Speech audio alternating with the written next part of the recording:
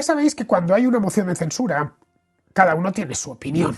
Y la vista, los cronistas parlamentarios, los columnistas se ponen a verla, es un poco faena, que si trabajas en un periódico te llame el director o el redactor jefe y te diga prepárame algo sobre un debate parlamentario, especialmente un debate parlamentario tan largo como este, porque es todo el día, estás todo el día y perdonadlo, embarronado, no hay otra, y mirando la televisión o estás en el Congreso y resumir, pues imaginaos lo que sería resumir 1 hora y 40 minutos, pues toda la jornada con distintos, con tal. En el caso del cronista se puede limitar a describir, con que sepa condensar basta. Pero el columnista, además de eso, tiene que formar una opinión, formarse a sí mismo una opinión y saber transmitirla a los demás. Tenemos hoy un montón de columnas en la prensa que además, gracias a los digitales, pues no hay que esperar a mañana, como antiguamente. En el momento en que el otro ya ha terminado, a veces ni siquiera han esperado a que terminase, ya se han hecho una idea. Os he escogido dos, una de David Jiménez Torres en El Mundo y otra más de mi amigo Rubén Arranz, que la ha hecho para Voz Populi.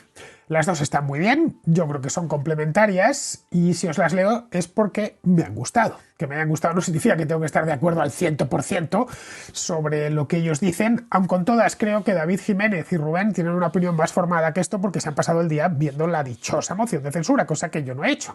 Yo os he dicho que he estado preparando otros temas, concretamente lo de Francia. Pero bueno, me parece que están bien informadas, además ambos me gustan, los dos escriben muy bien.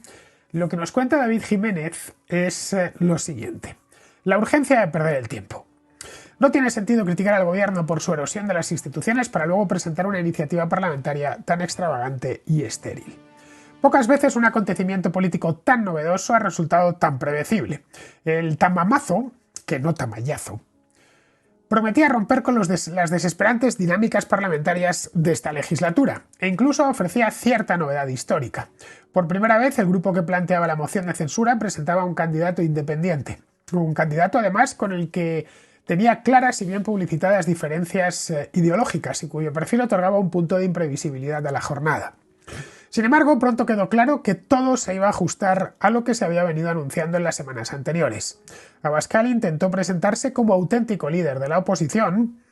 El auténtico líder de la oposición, ya sabéis, entre comillas, es Feijóo, pero no está. El líder de la oposición es el del segundo partido más votado. Claro, Feijóo no es diputado, así que en este aspecto, desde que se fue casado, o le sacaron, fue un regalo para Abascal.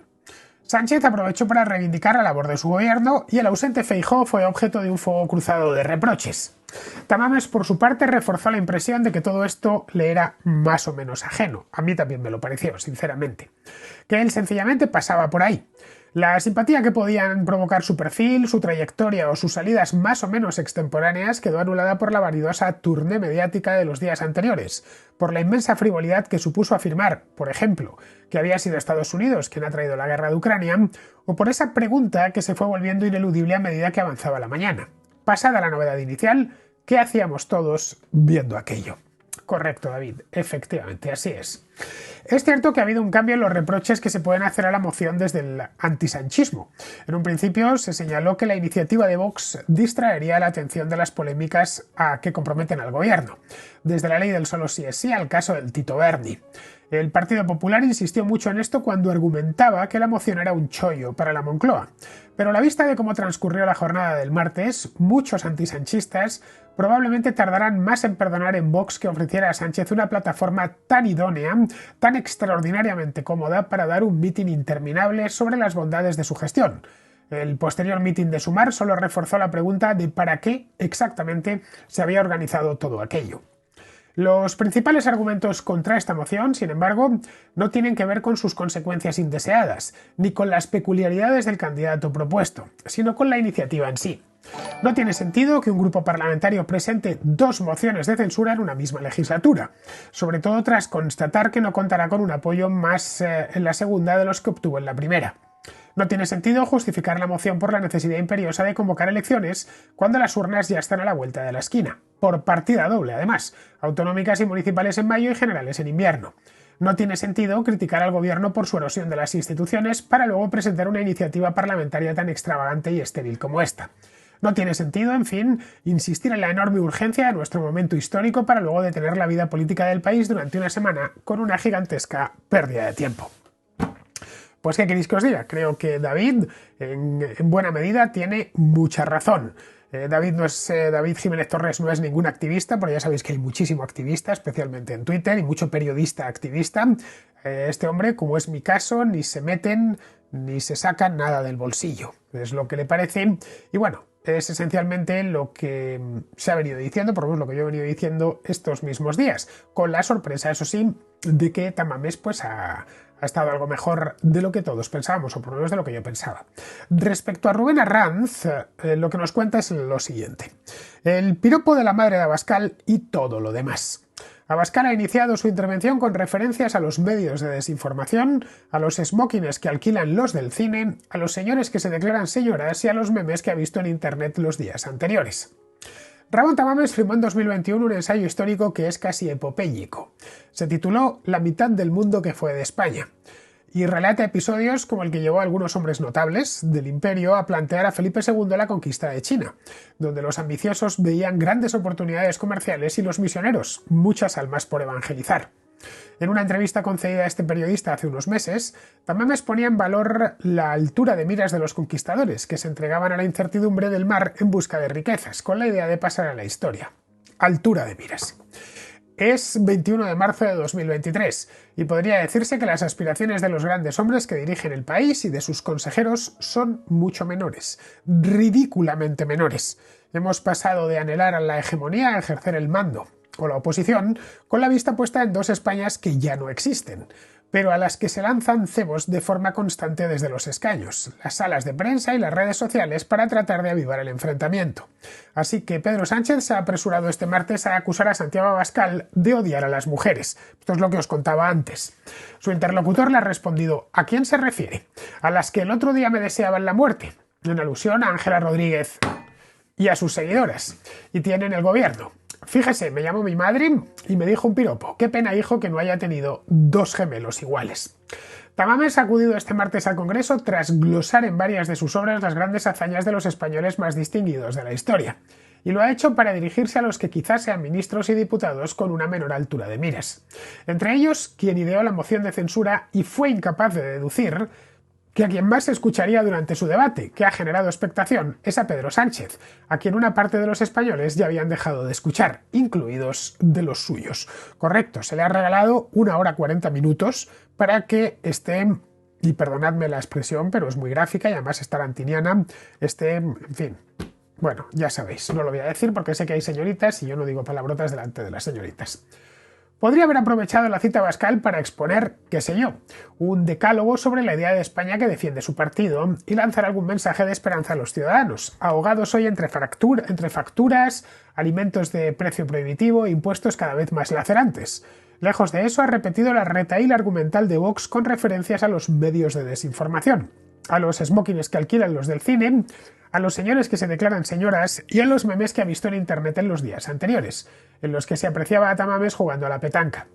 Va la oposición la que se limita a diagnosticar, pero en lugar de expedir recetas termina los discursos con astracanadas, o los empieza así, porque así lo ha comenzado. Ese discurso quizá cale entre los electores descontentos y hartos de la formación de Abascal, sin duda. El discurso de Abascal estaba hecho para los propios, para los ya convencidos. El problema es que también impacte en quienes están desengañados del gobierno del PSOE y Unidas Podemos, que a lo mejor se movilizan tras comprobar que quienes deberían ofrecer una alternativa juiciosa y hablar de economía, de precios, de empleo y de futuro, hacen las referencias citadas anteriormente cuando les toca hablar de España y de su circunstancia. Pedro Sánchez es alguien de reputación dudosa, con un proyecto basado en el oportunismo y abierto al rencor, pero destaca por su habilidad para sobrevivir. Así que esta mañana era muy consciente de que la moción de censura de Vox puede ser uno de los últimos clavos ardiendo a los que aferrarse para remontar en las encuestas. Por eso ha aprovechado la ocasión para señalar a Abascal por la absoluta falta de propuestas que ha exhibido en su discurso, y para denunciar la abstención del Partido Popular.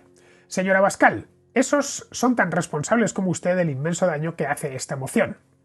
La estrategia de Sánchez estaba clara desde antes de iniciarse el debate: hostilidad con Abascal y con el PP y actitud condescendiente con Tamames, no sea que alguien fuera a acusarle de faltar el respeto a algún anciano. Tamames es un erudito, que duda cabe, y merece la pena empaparse de su saber. Solo los tiranos pedirían el destierro de Cicerón. Ahora bien, cabría preguntarse qué gana la oposición con una moción perdida a la que no acudirá Núñez Feijóo, en la que Abascal ha realizado un prefacio mediocre y en la que Sánchez tiene barra libre. Lo que os comentaba antes, aquí se reparten las cartas y las mociones de censura, pero es que el presidente se lleva media baraja. Entonces, ya sabes con lo que juegas. Por lo tanto, solo presentas eso cuando la tienes ganada, cuando has atado los suficientes votos. La tiene además para reiterar su colección de mentiras flagrantes, que son las típicas de un presidente que acostumbra a ejercer el mando con la frialdad de un tahúr sin escrúpulos. Ha habido un momento en el que ha alardeado del récord de inversión extranjera alcanzado en 2022, cuando es inferior a la que se registró en 2018. También ha afirmado que los mejores salarios del presente garantizan unas mejores pensiones en el futuro, cosa que equivale a tener fe en la resurrección de la carne y que por tanto es posible, pero indemostrable. Lo más lacerante ha sido cuando ha celebrado la disciplina presupuestaria de España, con déficit de doble dígito en 2020 y del 6,8% en 2021, y cuando ha vuelto a utilizar el comodín de la guerra de Ucrania para justificar las incertidumbres económicas y el derroche de recursos públicos, con el que, esto tampoco lo ha dicho, no busca corregir desigualdades, sino lograr votos.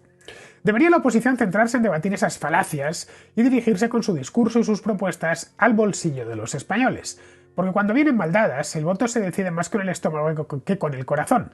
Sobra decir que la moción de Tamames también interrumpe el debate sobre el Tito Berni, sobre la flagrante torpeza legislativa del Ejecutivo y sobre aquello que más preocupa a los ciudadanos actualmente, que es la inflación. Además, da fuerza a un Ejecutivo que está tan desgastado que estaba entrando en fase de autocombustión.